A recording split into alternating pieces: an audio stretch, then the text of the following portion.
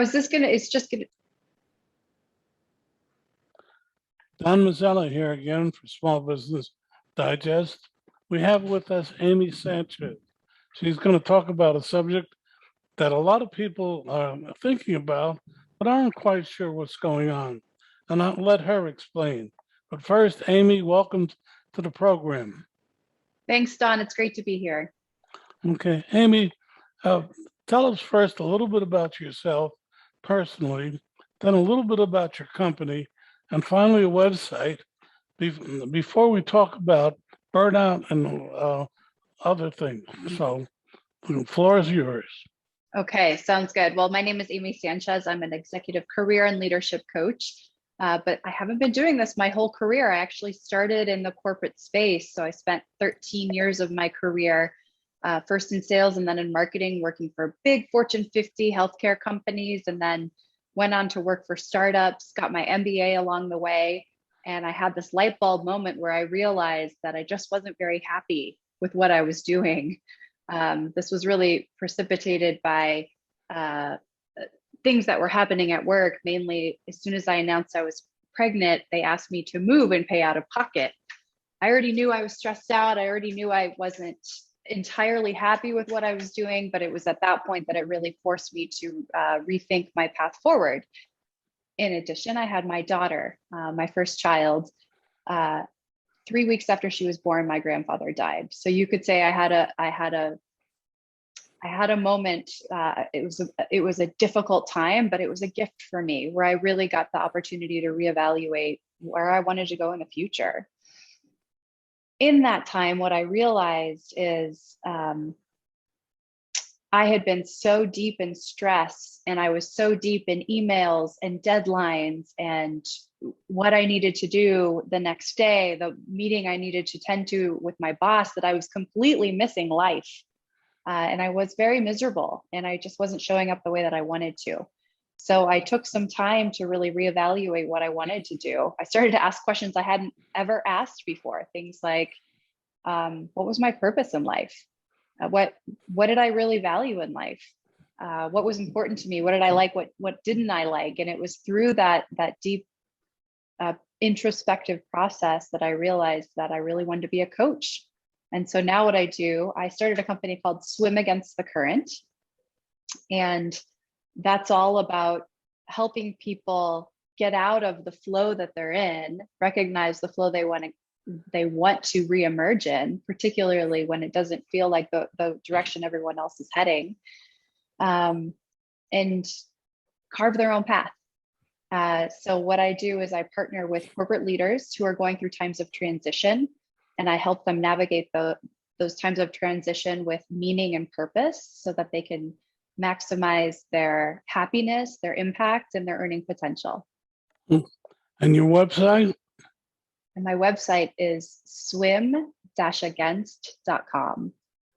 And can you spell it out for our audience? Sure, I'd be happy to. Swim, SWIM, and then a hyphen, against, AGAINST.com. Or just Google Swim Against the Current with career coach Amy Sanchez. Well, now I have to stop you because you have that little thing behind you that twirls. And what is it? Yes, I have this fountain. So one of the things, I know we're going to be talking about burnout today, so this is a good little tip before we get into it, is I really pay attention to how what I surround myself with. And so this fountain not only helps remind me to stop and relax, but it's also a cue for my clients, because I do coaching sessions via Zoom, to really stop and relax and sort of let the elements around you guide you. Well, is it a little, what is it?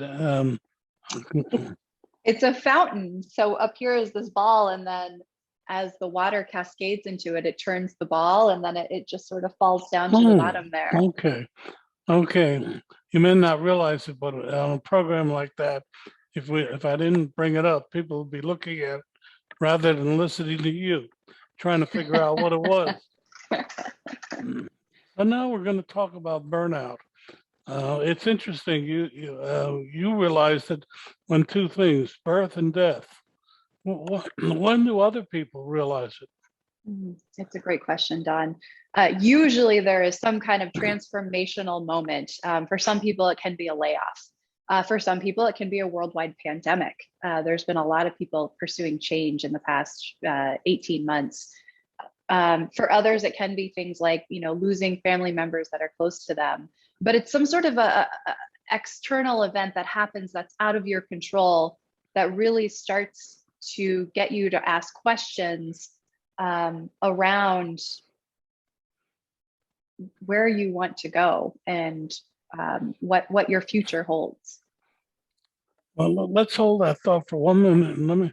And does it always occur when an external event? Can it also occur with an internal event? That's a great question. Usually the two are linked. When you have enough internal angst, usually there is an external event that follows. So, but you're right, it's kind of a cart versus a horse kind of question. The two often go hand in hand. Well, because for instance, we always talk about a middle-age crisis for men. I hate to, sorry to use the word menopause for women, etc., as being a point. But I've long held that that's not the case. That there are other things that precipitate change. So let's back up. And we've had the pandemic; it's still here with us, despite what people will say. But what do you look for in someone who comes to you and says, I think I have a burnout?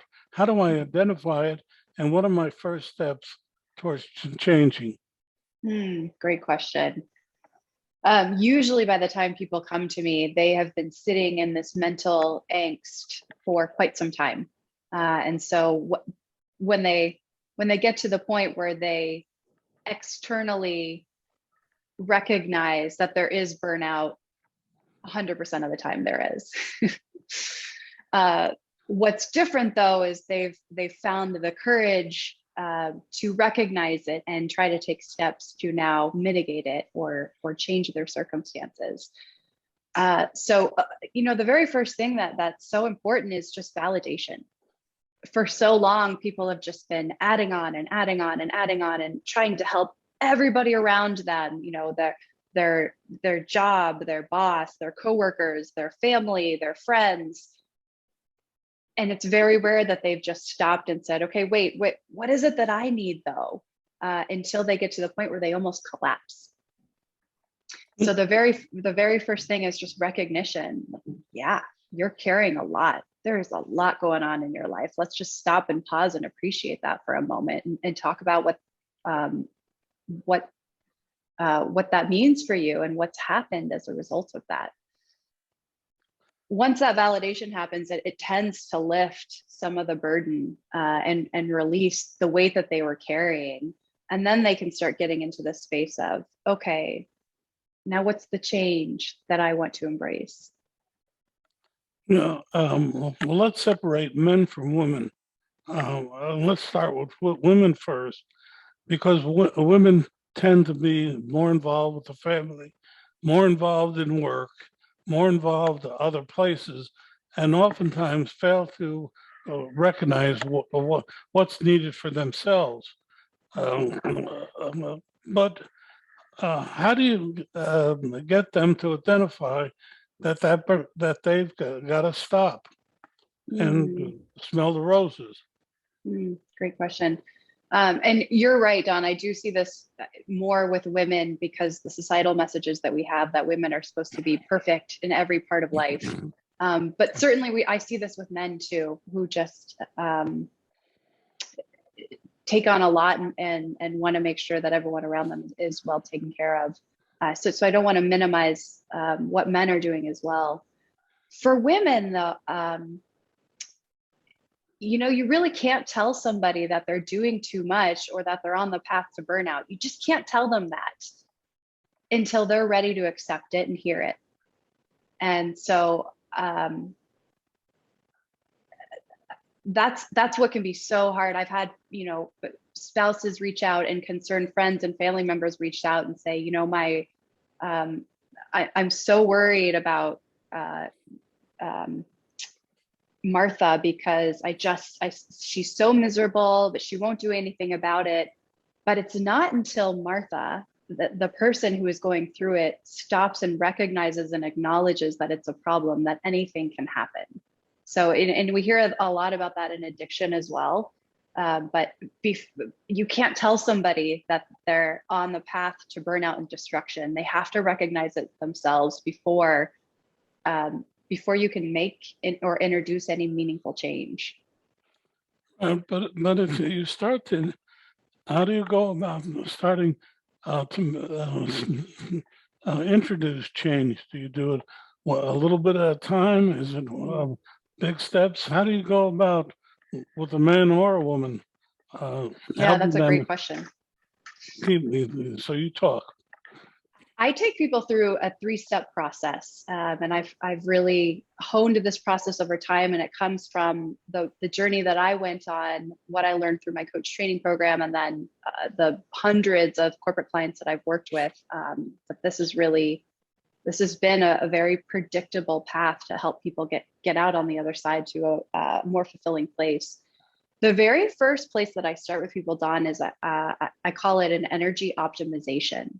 So what we do is I give them an energy leadership assessment that helps us understand the filter they're using as they interact with the world. So a really good way to describe this is, let's say you're in the middle of Times Square and there's a street performer who's juggling pins, and all of a sudden he drops all the pins on the floor and there are a myriad of people surrounding him. Every single person has seen the exact same stimuli, but every single person is going to have a slightly different reaction to what they've seen based on their past experiences, based on what they've learned growing up, based on judgments, beliefs. There's a lot of layers to this. And so what we're trying to decipher in this initial first step is, what is the main filter that the client that I'm working with is using as they interact with the world? Are they seeing a glass half full? Are they seeing a glass half empty? We then look at what's working and what isn't working, and we optimize the things that aren't working for them. And this is very individual for each client that I work with, but we really help move them past judgments and assumptions that have been very self-limiting and have been really weighing down on them. So then they can get to a place where they're starting to see opportunities instead of seeing blocks everywhere that they look.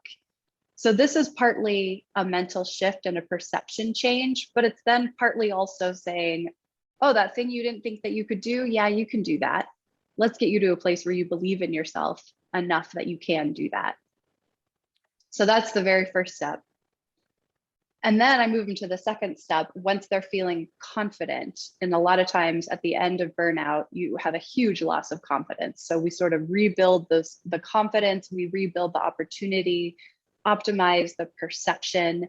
And then we move into creating an ideal image for a future. So whether this be career coaching or leadership coaching, depending on what my client is looking to work on, I take them through an exercise where we really build an ideal vision of where they want to go. Once we then have the vision, which is kind of like our target, then we move into implementation. So they're feeling confident, they've got this ideal vision. Now we're just taking steps towards creating, making that vision become a reality in their lives. And that's what I've seen so many of my clients go on to do. And it's just remarkable, the transformations that people can make. We're talking with Amy Sanchez. Amy, your website for our audience? It's swim-against.com for Swim Against the Current with Amy Sanchez. Okay. But Amy, let's back up a minute. Oftentimes I see people on the verge of burnout who are extremely confident in themselves. In fact, they believe they're the only ones doing the job correctly, and everybody else is kind of just sitting around. Mhm. And yet you're saying that they lose the confidence. Mhm. And in order to be successful, they must lose, in effect, lose confidence and regain it. Can Yeah, that's you? a great question, Don. Yeah, I work with a lot of high achieving individuals because it's people at the corporate leadership level. Um, I think you're going to what the definition of confidence is. And so it's a great question. Um, they innately know that they can do whatever they put their minds to, but they feel so bogged down by the inabilities and the inaction of those around them that they've gotten to a place where they don't feel like they can change the impact of the situation because they can't control the people around them.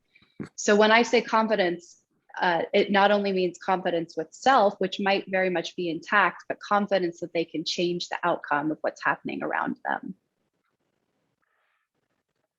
Um, but again, that requires that they believe that they can have an impact on those around them. Yet, what I see oftentimes are people frustrated that they're having no impact. Mm-hmm. This is where the topic of burnout comes into the discussion. Once you get to the point of burnout, you have been pushing that rock up the hill for quite some time, pushing and pushing and pushing and pushing until you reach a point where you just don't have the same amount of energy that you did when you started pushing that rock. Um, when you lose that energy, there's a domino effect that happens in terms of not only your physical ability to achieve what you're trying to do every day, but also your mental belief that it can happen. You're just exhausted, and with exhaustion often comes the need to rest, relax, and just sort of relinquish control because what you've been doing just hasn't been working. That's true. Many, well, let's now, in the past 18 months, people have been confined at home, been pulled away from their jobs.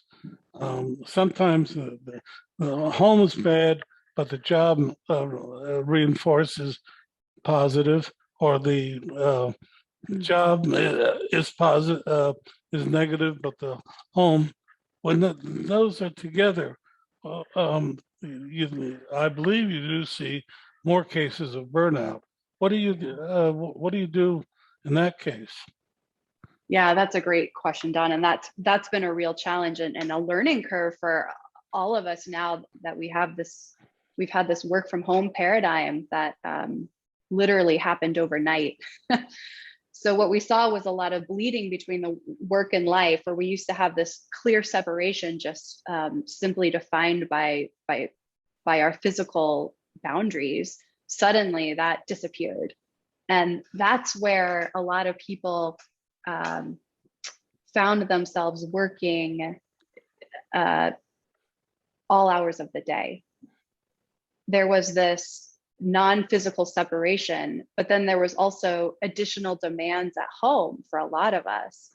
And so the normal work hours where we were physically in the office and getting things done, yeah, maybe we'd log on, a couple hours when we got home, but it suddenly became, there was no predictable work schedule because kids needed to be homeschooled and, elderly parents needed to be taken care of, and somebody had to buy toilet paper because there was a shortage. So there were all these unpredictable things that came up. And as a result, home and work life just started to bleed, and people were just constantly finding that they needed to be productive at all waking hours of the day, whether it be home life, work life. There was very little escape and time to recharge. So now, having said that, do you have a suggestion for people who are facing now going back to work, or as the surveys seem to indicate, they don't want to go back to the office? Mm-hmm. They Mm-hmm. prefer to stay home. What do you tell your clients then? To help them manage this lack of boundaries between work and life. Yes. Yeah, That's a great question, Don, because that's a topic that I've been talking about a lot in the past 18 months. So there's a few different, just very like easy to implement tips. So one of it is to try to have just a dedicated workspace that you can just close off when you're done working. And so you're not constantly, you don't always like consistently have this visual cue that, gosh, I got to go back and work. So try to create some kind of a separation, even, in situations where I work with a lot of people who are in New York and San Francisco, where living spaces are quite small, even if it's just like a divider, where you can put your laptop in a corner, and when you're not working, you don't see your workspace. So that's one tip. Another tip is we've really gotten into this habit, particularly with the internet and technology, where any moment of downtime, we grab our cell phone and look at our email. So this is sort of a self-induced stress that we're constantly putting on ourselves, just because we've gotten into these bad habits of looking at our email. So really, really quick and easy tip is to be very stringent about when you do look at your email. Are you ready to dive into what the email, because your email is going to pull you into something. Are you ready for that? Or have you had adequate time to recharge and spend with your family? The third very actionable, easy tip is it's really common that people wake up and grab their cell phone very first thing in the morning. This is the very first thing that we do when we wake up is the tone that we set for our day. So if the first thing that we do is grab our cell phone, we're immediately putting ourselves into firefighting situation, because inevitably there's emails that come in overnight that we need to respond to. So what do? We look at our email, we say, oh my gosh, I have to get back to them, because if I don't reply immediately, what message does that send about my abilities? And so we scurry about getting dressed and getting our teeth brushed and getting our breakfast done, all the while worrying about that email we need to reply to. What if instead we took just a couple of minutes in the morning to think about the things that we're really grateful for? So I tell my clients, when you wake up, think about something you're grateful for, something that one thing that you want to accomplish for the day, just one thing, not 100, one thing. And then also think about what one thing that you want to let go. And when you can just take a couple minutes in the morning to think about those 3 questions, it really helps you stay focused. It helps you stay focused on what you need to get done, acknowledge all of the gifts that you have in your life, and also give yourself some grace to let something go. So those are 3 really easy, actionable tips to help. Well, I'll throw this question at you because it's come up in other. If we're here outside the office, and some people go into the office, do they have the advantage of he who's closest to the king gets to talk to the king? And that adds to the stress. But now a lot of people saying, I don't want to go back to the office. I'd much rather have some sort of combination. But that to me adds to burnout, because do you want a career? Do you want to advance? And if so, I don't care who you are, you have to be in front of the manager at some point. 100%. And I'm really glad you're bringing this up. In fact, I just did a LinkedIn Live about this, about how to make working from home work for you. Because if you're in a situation where others have elected to go into the office and be live, they are inevitably going to have an advantage, and it's not fair. And a lot of people, are going to point to how that needs to be balanced, but it's just human nature. You tend to promote people that you like. You tend to like people that you see and interact with, and spend time with. And so there is a disadvantage if you're working from home, because you're not building those relationships and you're not physically in front of those key decision makers. So a really good way to help sort of minimize that gap, because certainly if you've decided you want to stay at home, that there's a productivity and a happiness factor at play that you don't want to lose by going back to the office. But it's really important to be very strategic with your networking. If you decide that you're going to stay working from home while others decide they're going to be in the office. So make sure that you get that video FaceTime with those decision makers. Make sure that they have visibility to the projects that you're working on, and make sure that you get into the office, whether it be once a month. Once a month is best, once a quarter at a minimum, just so you can keep those relationships warm and as much as possible. And I know this can be difficult, but those after-hour happy hours where you're connecting personally with people do matter. Yes. We're talking to Amy Sanchez. Amy, your website, one more time. Happy to. It's Swim Against the Current, and it's swim-against.com. Okay, Amy, we have just about 2 minutes left. What would you like to leave our audience with? Oh man, I'll tell you, the rate of burnout is now over 50% across the corporate workforce, and this is, according to Forbes, a 10% increase from what we saw pre-pandemic. So I just want to say, hey, if you're feeling the burnout, you're not alone. It's certainly understandable given everything that we've gone through and what we're still going through. But just know that there is help and there is relief, and it starts with just taking time for you.